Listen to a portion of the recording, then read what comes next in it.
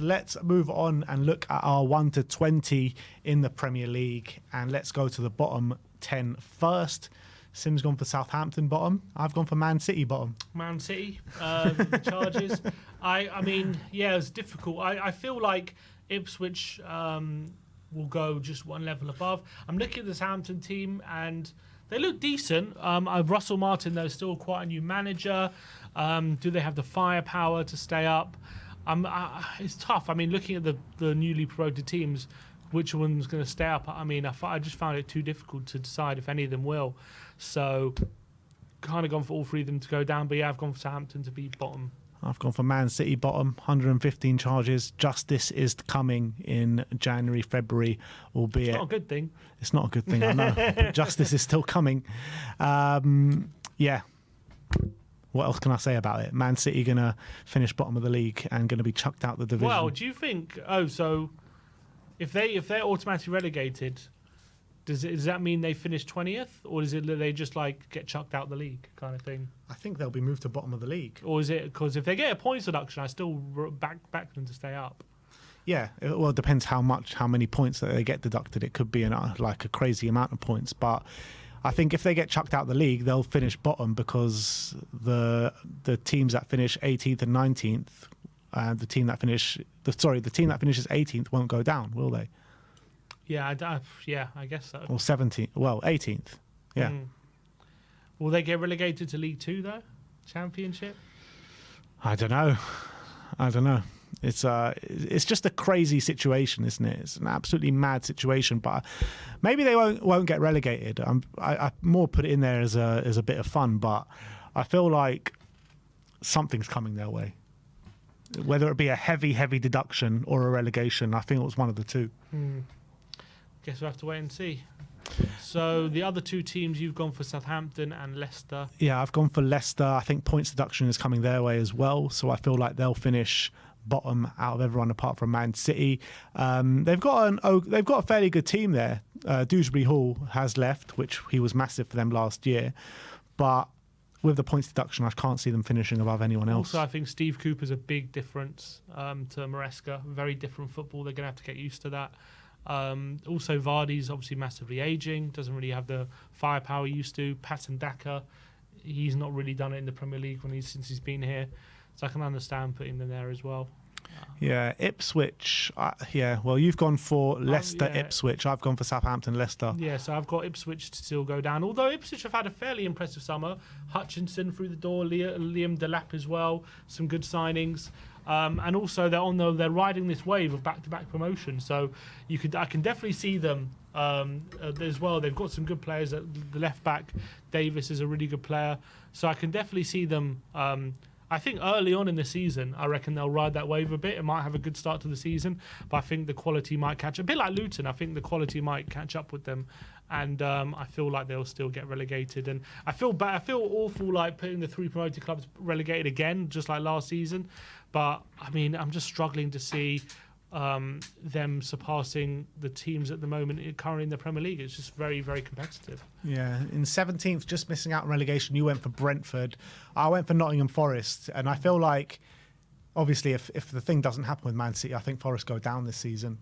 I just haven't been impressed with their business. They spent 40 million on Elliot Anderson, and yeah, he had a good pre-season last year for Newcastle, but I haven't seen anything else to suggest that he's worth anything close to 40 million. And, they escaped the drop last year in the last 3-4 weeks of the season. And I feel they could be going this year. So I've gone for Brentford. I feel like, obviously, depending on if Tony stays or not, a lot of Tony still might go out the door, but it looks like he might be staying there. Replacement for him is injured. They haven't re-signed too many other players. It's Fabio Carvalho is not a bad signing, I guess. So that's something to be excited about. But I thought last season they did really well to stay in the league. But they were quite reliant on Mbeumo, and they definitely struggled in that period when Tony and Mbeumo were out injured, and they were very reliant on them being fit. So if Tony does leave and it's just on Mbeumo's shoulders, I feel like there could be a long season for them. I got Wissa as well. Wissa, he's in talks with Wolves. Oh, is he? Yeah, it's just breaking news. So if they lose him as well, they'll be in real trouble. So I feel like Brentford, I feel like with Brentford, like every season they stay in the league is a big achievement, but at some point it might run out. I think they might just stay in the league for another season, but I do see them treading water a bit. Yeah, I actually think Brentford are going to have an all right season. I think they actually last season they had a lot of bad results, but they actually played well in a lot of them. And if it went the other way, I think it was just bad luck sometimes why they lost a few games. And I feel like this was even before Tony came back. So I feel Brentford could have a good season. Thomas Frank, is a good manager, and I reckon he'll sort it out. I think 17th would be a great achievement for them. A great achievement. Yeah, because how many years in the Premier League would that be? 5 years? Is it 5 already? 3, no? The 2021. They promoted 21, 22, 22, 23, 23, 24. So this will be their 4th season in the league. And I think that's really, for a size like Brentford, you've got to look at the clubs they're competing with who are in the Championship, like people like Leeds, big clubs. And it's as I say, I think every season they stay in the league is a big achievement, in my opinion. All right, next up, 16th, I've gone for Ipswich. Sim's gone for Wolves. I think Ipswich do stay up this year. I've been impressed with their business. I like the way they play football. They got a really good manager there as well. And yeah, I feel they stay up. Yeah, I've gone for Wolves. Losing Pedro Neto is a big loss. I know he's injured a lot, but I still think he's a really important player for them. I'm looking at some of the business they've done. I'm not sure if the business is enough to satiate that, although Worcester would be a pretty good signing to replace Neto, I guess, but he's more of a forward than a winger that like Neto was. Obviously losing Kilman as well at the back, he's such a big player for them. At centre-back, I've looked at their business, they haven't really replaced him either. So I think he will be a big miss. But Gary Neal is a very good manager, and I think with the likes of Cunha and Hwang, if they can stay fit, they should have enough just to stave off relegation. But I can see them having a bit of a struggle this season and maybe going down a couple places. So I've got them in 16th. In 15th, I have gone for Fulham. You've gone for Nottingham Forest. For me, João Palhinha is just going to be a massive, massive loss for Fulham. And yeah, I know Marco Silva is a very good manager and people kind of write him off and write Fulham off every single year. But I don't think they've signed anyone that can fill the void of João Palhinha. Like, he's a top player, one of the best CDMs last year and the year before in the Premier League. They have signed Emil Smith-Rowe, Ryan Sessegnon, and Cuenca, but they haven't signed a defensive midfielder. And I think that's got to ring alarm bells for them. And if they don't, I mean, obviously they'll linked with a few, but if they don't get one, they'll struggle. I've gone for Forest because I like Forest. I think I'm looking at their team again. Elanga, Awioni, Wood. They've still got Gibbs White. He hasn't gone anywhere as well. Obviously, Milenkovic is, I think, a really good signing at centre-back as well. So I think they'll be all right for relegation. Obviously, they signed Elliot Anderson for big money. I'm not sure how smart that is, but we'll see how much game time he does get. They've still got some good centre-mids like Danilo in there as well. So I think they've just got enough quality to be Nuno's okay. still their manager. Nuno is still their manager. I don't think he lasts the season. That's the thing. That's one of the problems, I think. I reckon... I don't think he improved them that much. I think Cooper could probably done what Nuno did last season, to be honest, in terms of the points he got. So I think they've got the quality to stay in the league. I'm not certain about Nuno, but if they sack him mid-season, I think they've got the squad. I think they've got a squad where a new manager can get them a bounce and keep them up anyway. So I think if I'm looking at their quality, I think they've got more quality than the teams below them that I've put below them. So I've got them in 15th. Next up, in 14th, I've gone for Wolves. Sim's gone for Bournemouth. I just really like Gary O'Neill. I think he's a really good manager. I think he's proved it year in, year out since the Bournemouth job. And yeah, 14th isn't exactly the best, but I think after losing Pedro Neto, your star player, I think 14th will be very respectable for them. And I've gone for Bournemouth. I think losing Solanke is a massive, massive miss for them. I think he was so big. To get a striker in the bottom half scoring 19 goals, that doesn't come often. And I think he's going to be a massive miss. But I think Unal was decent when he played. I really like the signing of Heisen from Juventus. They're going to sign a striker though, Bournemouth. If they do sign we'll see who they sign, but I doubt they'll sign a striker who's going to score 19 goals. 100%. I really like the signing of Haisan, and I think the main thing is the manager. I love Iraola. I think he's really good at making the team better than the sum of its parts, and I think he will be good enough to keep them, up the lower half of the table. I don't think there'll be any danger of relegation. I don't know. I just see them. I think Solanke is such a big miss. I can see them dropping a couple of places. So I've got them 14th, but I still think if they replace Solanke effectively, they could be pushing top half potentially. But I think they're going to struggle to do that. Yeah, we move on to 13th. We've both said Everton, and I think you went for them to get relegated last year, or maybe just about avoid it. I think Sean Dyche has done a really good job there, and if it wasn't for the points deduction, they would have finished there or thereabouts in the top half of the kind of bottom half. And I think it will be business as usual for Everton. I think they'll keep it tight at the back. They won't concede many goals. They probably won't score many goals either. But I think they're probably better than every team that I've put under them. Yeah, the only problem with them is they have lost Onana, who was obviously a big player for them, albeit there were some games he was left out last season, but I still think he's a big player in that central midfield. They've still got Idrissa Gueye and James Garner, but they'll probably want another body in there. I do like their signings, though. Jesper Lindstrom, I'm a big fan of.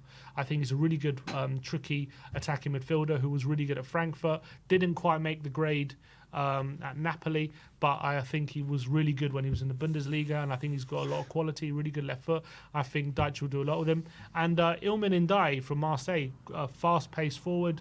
I think he could really help be a good partner for Calvert-Lewin if they play 4-4-2. I think he could play really well off him. So I can really see the benefit of that, those signings. So if they can get a replacement for Onana, I can see them being there about 13th. All right, 12th, Sim's gone for Fulham. I've gone for Brentford. 11th, Sim's gone for Palace, and I've gone for Bournemouth. So, yeah, I think even without Dom Solanke, I think the way Iraola plays, I feel like he could, they'll still get quite a lot of wins there. And with Brentford, I feel, like I said before, Thomas Frank's a really good manager, and he'll navigate around anything that comes his way. And I think Ivan Toney might even end up staying this season. 12 for Brentford, that's a big shout. Fulham, yeah, I think I like the signings of Fulham. I think Smith Rowe improves their front line quality, which is really beneficial to them. Just can't get away from João Palhinha though. João Palhinha is a big miss, but they do have some good centre mids, and they need to, if they replace him, if they can get a defensive midfielder in, I actually still like the look of their side. They're linked with the likes of Joachim Andersen. If they can get him through the door, that would be a really solid signing as well. Or if they get someone of similar quality to him, that'll be really, really good. Obviously, Marco Silva's a really good manager. They are relying probably very heavily on Muniz recreating his goal scoring form from last season. That's kind of up in the air at the moment, but I'm going to bank on, this is more faith in the manager than anything, and I do like the signing of Smith Rowe, so I've gone for them in 12th. And then 11th, Ryan Palace. Sessegnon back at Fulham as well. Yeah, maybe he could be a good backup to Anthony Robertson, probably, I would say. And then Palace in 11th, I've just gone for them to miss out, albeit they had such a great end to last season. I just think that magic of Elise, I think Eze and Elise together was something really, really special, and it's something that really gave teams a lot of trouble. And Ismaila Sarr and Elise and Eze doesn't give me the same feeling. And I think Ismaila Sarr, don't get me wrong, is a good player. I see them having a bit more struggle of creating that same magic that they did with Elise and Eze together. They've still got Wharton there. Let's see if they can keep Mark Gahey. If they can do, I can still see them having a good season. But I just feel like if they had kept Elise, they'd be pushing potentially, that Conference League spot. That loss of Elise is going to be very big, and I can see them finishing in a similar position to they did last season. Rumours for Mark Guehi going out the door as well. Saying, it's going to be interesting season for Palace, but they do have a very, very good manager there in Oliver Glasner. Kamada's a great signing, actually. Yeah, just scored in pre-season really as well. Good, and he was brilliant for Glasner at Frankfurt. He was really good, scored a lot of goals. So if they can get him producing that same form, and they can get Ismaila Sarr doing something, maybe that can make up for Elise. It's mad to think about the managers in the Premier League. When you've got Iraola at Bournemouth, you've got Glasner at Palace, you've got Lopetegui at West Ham, and these are all top managers as well, and they're all managing mid-table sides. That's the competitiveness of the Premier League. Every team has got a really good manager at the moment. Let's move on to the top 10 now, and in 10th, I've gone for Palace and Sim's gone for Brighton. I still think, I definitely agree with what you're saying about Ismaili Assar and Elise. As good as Assar can be, he just ain't Elise. Nowhere close to it.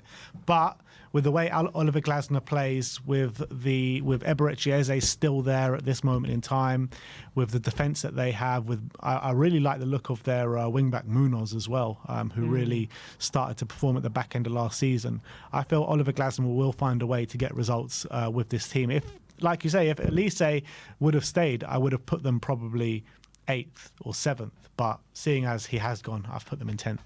Yeah, I've just gone for Brighton to pip them. I'm really liking the look of their project. Obviously, De Zerbi is gone, but the new manager is really exciting. He's young. He's got fresh ideas. He did really well at St. Pauli, and I'm really liking their business. Really exciting young players. Minte, Weaver. I think they're two really good bits of business. They just signed another winger. I can't remember his name, but from Mainz. He's a really exciting winger as well. I think is what Guna, I think his name is. They've still got people. They've still got a lot of quality like João Pedro, Mitoma. They've got bundles of ability in that front line. If they get a manager playing in that way, I think it could be really exciting for Brighton. So, not going for them to push the European places like they have been a couple of seasons, but I think a 10th place finish in his first season will be pretty respectable. Into 9th, Sim's gone for Chelsea. I've gone for Brighton. And yeah, I completely agree with everything you said about Brighton. Another player which you didn't mention is Kozia Dubry, the academy prospect from Arsenal, who's a very big talent. I watched him play in the Arsenal under-21s against Tottenham under-21s, and he looked like a supreme talent. So I really like what Brighton have done this summer, and I think you're going to see a very exciting Brighton side once again this season. So I've put them at 9th. I've gone for Chelsea. I think there's going to be a bit of a drop-off here. Yes, they got good players. They've got when on the face of it, they've got a good team. But I just think I'm looking at the projects above them, and I just don't think they're the least stable. I don't know if I trust Maresca to head this new project for him. I don't know if he lasts the season. I'm sure their quality is good enough to get them enough wins to be challenging for the European spots. But I feel like when the going gets tough, if things start going against them, do they have leaders there? Do they have a team spirit there? Whereas I'm looking at the other teams above them, and I think they're all pulling in a different direction. I've just got a bit more belief in their project, so I see Chelsea dropping down a bit mid-table. So I've gone for them in 9th. Wow, so that would have made Chelsea's last 3 finishes 9th, 8th, and what was... No, it will be 12th, 6th and 9th. That's mad, isn't it? Happens. That is mad. And also, and they got Conference League as well put in there, so that's a bit of a distraction as well. Which maybe they might win the Conference League, but I can see that distracting them. Next up in 8th, Sim's gone for Villa. I've gone for Newcastle. I mean, Newcastle were poor last year, but you got to put that down to injuries. And look, they do have a good side, but I just feel like they haven't done good business this summer as of yet. Maybe they will from now until the end of the window, but I'm looking at them and I'm looking at maybe the other teams around them, and I just think the other teams have done a lot better business. And I think this could be, and I think as well, Eddie Howe could be taking the England job at some point during the season as well. And if that happens, I do envisage another drop-off for Newcastle. So I've gone for 8th. The reason I've gone for Villa there, Champions League football, I think it's going to be a big burden on the squad. Yes, they've signed a lot of players. Onana's obviously a good replacement for Louise. Maatsen at left back I really like. I think Philogene, Illing Jr. and Barkley, they've all supplemented the squad. But if I'm looking at their first 11 this season compared to last season, I don't know if it's better or not. And I think it really took everything they had last season to get into that top 4, every last bit of energy, and they really did fall away at the back end of the season. And I don't think they've improved the first 11, albeit I think the squad's improved a bit. But I feel like Unai Emery and Aston Villa, they're going to be concentrating a lot on that Champions League. It's going to take a lot of the energy out of some of their best players. Is Watkins going to be able to keep up those standards when he's playing Champions League football? I don't know. And I just feel like it could be a bit too much for them. So I've gone for them to drop down to 8th. Yeah, so in 7th, Sim's got Newcastle. I've got Chelsea. I do think Chelsea can get it together a little bit this year, albeit I do think Maresca is going to get sacked at some point during the season, but I still think 7th will be a very disappointing year for Chelsea. So, like you say, they've got some really good players there. And I feel like once, I don't know whether it would happen before Maresca, It's interesting with Maresca. You just don't know. He's just such an unknown quantity. So you just don't know what they're going to be like. It's so hard to predict what Chelsea are going to be. But I think it will be somewhat of a disappointing season. And 7th. I couldn't pick them anywhere else but 7th. Yeah, I put Newcastle there. No European football is going to be a really big advantage for them, and I think they've got some really good players. They don't need serious signings to be competitive again.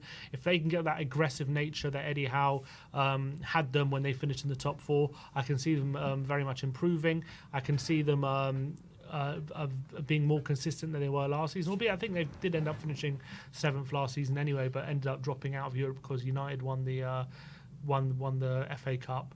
But I think Isaac's still there. Harvey Barnes hopefully will stay fit from the start of the season. He's going to be a massive Not flop addition. of the season?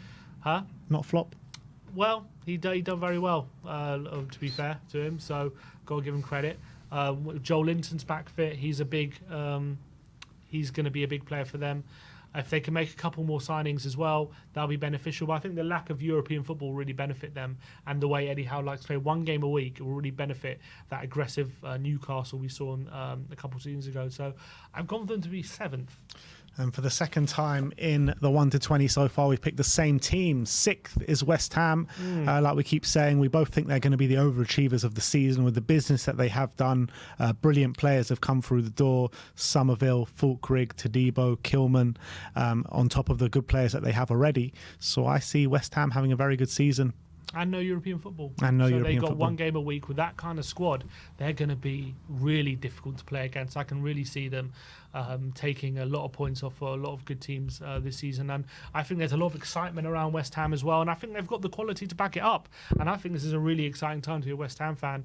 So I can see them pushing top 6. And you know what? I wouldn't even be surprised if they get close to higher than that. In 5th, Sim has gone for Manchester United. I've gone for Aston Villa. I do think Villa will have a drop-off. They finished 4th last season with Champions League football. But I do think that they have done some good business. They've definitely strengthened. They've got strength in depth now with Onana there. They've signed Philogene, who I think is a really good winger from the Championship. They've signed the guy from Juventus. What's his name? What's the geezer's Ealing name? Jr. Yeah, Ealing Jr., who Spurs have been linked with over the last couple of years. So I do think they have strength in depth now. They have lost a few players like Douglas Luiz and Moussa Diaby, which Douglas Luiz will be a massive loss for them because he's got so many goal contributions last year. So I do think that will be a loss. But I still think they can keep up their standards in 5th. I've gone for Man United in 5th. I like their business. I think Mazraoui is a really good fullback, and I think he can plug a couple of gaps on either side. I think Xerxes provides competition and takes the pressure of Højlund a bit. So maybe I reckon it actually benefit Højlund in a way to have another striker there, so it's not all on him to get those goals. And I think Xerxes, I'm not massively convinced by Xerxes, but I think the main thing is he provides competition for Højlund, and I think that competition could help both of them. Obviously, Matthias de Ligt is a really good signing at centre-back, albeit he hasn't quite lived up to his reputation that he hoped to when he first broke in at Ajax, but I still think it's a massive upgrade on maybe the ageing Varane who they had, and also they playing Maguire and Evans a lot last season. So obviously he's a big upgrade on that. If they can have him and Martinez for the majority of the season at centre-back, they could really improve. And I think that the trust given in Ten Hag would mean that there should be an improvement on how they play. But would 5th be enough to keep Ten Hag in a job? I don't know. Well, the big question is Ten Hag going to last the season? Well, if they finish 5th, that's what I'm saying. Yeah, but I'm saying like halfway through the season. I was watching the overlap, and I think Carragher said Ten Hag's going to be gone by November. That's his prediction. Well, the reality is they were speaking to Tuchel, weren't they? And they wanted to get rid of him, but there wasn't really a good enough manager on the market, so they ended up keeping him. That's no real foundation for a season, is it? Yeah. You keep him because there's no one else. But they have backed him. They have backed him, but as I say, if 5th place finish, is that enough to keep him in a job? We'll have to because they'll be finishing 3rd, but then But 5th could be Champions 6th League and again, 5th. Oh yeah, it could be. We'll have to wait and see how the coefficients land. I guess if he gets Champions League, it might just be enough. We'll have to wait and see. So in 4th, I've gone for Man United. Sim has gone for Tottenham. Look, like Sim said, I think the business Man United have done is good. They've plugged holes in the squad, which they desperately needed last year. I think a big reason why they flopped so hard last season is because of the injured defence throughout the whole season. They very rarely got their first choice defence on the pitch. And with De Ligt, Yoro, who'll be back, well, he's injured now, but with a stronger defence this season, I think that's better foundations to go on. And I think with the teams that I've put below them, I just can't see them finishing above United with Villa, West Ham, Chelsea, Newcastle. So yeah, I think Man U in fourth isn't a bad shout. I've got Spurs in fourth. I like the business we've done. Hopefully we get a few more through the door between now, or one or two more between now and the end of the window. I think another season under Ange, more acclimatization to the way we're playing. I think we played some really great football. I think hopefully with Solanke there now, we're gonna. I think quite a big problem which went a bit under the radar last season was there was quite a few, not that many games we scored more than 2 goals, and as much as a lot of people say our defence was a problem, that has to improve. And I think with Solanke there, that will improve, and there will be more games where not only will Solanke get more goals, but as well his presence will create more spaces and create more problems for the opposition. And I can see even Maddison, Son, and other players benefiting from that as well, just Solanke's presence. So I think that'll be really beneficial. I think he's a really good signing. Hopefully, obviously we got a bit more centre-back depth now with Dragoshin there, which, last season when we lost Romero and Van de Ven, we didn't have any centre-backs to come in, and now we have Dragoshin, so that's beneficial. So I think that should not be as much of a problem as it was last season, and hopefully we won't have the injury problems which we did. And looking at Ange's previous work, in his first season, usually at new clubs, he does have a lot of injury problems, and then they usually get used to it come the second season, and hopefully that happens with Tottenham. So hopefully a lot of our players stay a lot more fitter than they were. So I've gone for Tottenham to sneak into that 4th place. I mean, if I would have forgotten about these 115 charges and not taken it to account, and we would have had a lot more of a similar kind of positionings in the league, wouldn't we? Definitely. Tottenham would have been the same, Man U would have been the same, Liverpool would have been the same, and Arsenal probably would have been the same as well. But let's go to the top 3. I've gone for Tottenham in 3rd, Sim's gone for Liverpool in 3rd. And yeah, mainly I do think if Man City stay clear of the charges, Tottenham will finish in 4th. But like Sim said, I mean, there's not much more to add to it, because I think Solanke will be a massive presence for us this season. He will get a lot of goals. Sonny back out on the left. I want to see us get that right winger to provide competition for Brennan Johnson, because I think he desperately needs it. And I want to see players like Maddison, Kulusevski, Bissouma, Bentancur all really step up for Spurs this season, because none of them really had an outstanding season for Spurs last year. Really underwhelming. So they need to get back at it. Yeah, I think I've gone for Liverpool just again. Look, they haven't made any signings, so that's a bit of a worry if you're a Liverpool fan. Obviously, Zubimendi's rejected them. He would have been a bit of a game changer if they got him through the door. But I still look at their team, and they've got so much talent. Even with no new signings, they've got so much quality. Maybe lacking a bit of depth at centre-back, I think you could say. I think the forward line has got so much talent and depth. I think in midfield, you've got so many good players. With McAllister having another year, Szoboszlai having another year suited to them. So I still think, even with no signings, their quality is a bit better than Spurs and the other teams challenging. I also think the new manager Slot is a really good manager. I really rate him. I reckon they'll have a good start and maybe burn out near the end, but I've still got them in the top 3. All right, so top 2. Sim's gone for Arsenal in 2nd. I've gone for Liverpool in 2nd. I feel like Liverpool will make signings from now until the end of the transfer window. They had that failed move for Zubimendi, which proves that they're willing to spend the money. So they will make signings. And I feel like once they reinforce that midfield, which I believe they will, they'll be a lot more confident going into this season. Arne Slot, like you say, is a very good manager. I feel like they might take a bit of time to get to grips with exactly the way he wants to play. Losing Jurgen Klopp for many years, which was a very key figurehead, central figure to Liverpool, will be a big thing. They will have a bit of a drop-off, but once Arne Slot gets into it, I feel like you'll see a really good and exciting Liverpool side, and I feel like they can finish 2nd. Yeah, so I've gone for Arsenal 2nd. Obviously, they have signed Calafiori, really good signing to play that kind of left back or back up to Gabriel as well. So I think he would fit in at Arsenal really well.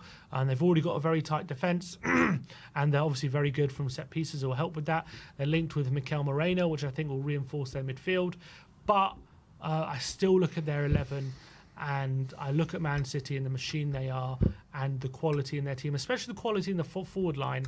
And I still don't know if Arsenal have the quality to overcome this Man City side. I think they're still going to get close. I just don't know if Calafiori and Mourinho will bridge that gap with Man City. He hasn't even joined City. yet, Mourinho. He hasn't joined yet. I don't think they've even put in a bid. There's a lot of talk about it. It sounds like it probably will happen, but we'll have to wait and see. Let's just say Calafiori then. If it's just Calafiori, I don't know if that's enough to bridge the gap to Man City right now. I still see Man City having more quality in the top end, having more goals in them, and especially if they can make one or two signings between now and the end of the window to reinforce what they have. I just see a Man City being too difficult to catch still for Arsenal, despite Arsenal getting closer. So I've got Arsenal second and Man City top. Yeah, and I have gone for Gunners to win the league because of the Man City charges. I feel like they are the best of the rest, unfortunately. And if Man City do get a significant points deduction, or worst case scenario, get relegated from this league, unfortunately, I feel like Arsenal are the ones that are going to take full expense of that and be the beneficiaries of it. So it's going to be a very, very hard end to the season if that was to happen, but let's hope it doesn't. Well, yeah, let's hope. Let's hope the Premier League are bought and paid for by Man City. So, let's hope for ultimate corruption from Man City this year in the Premier League.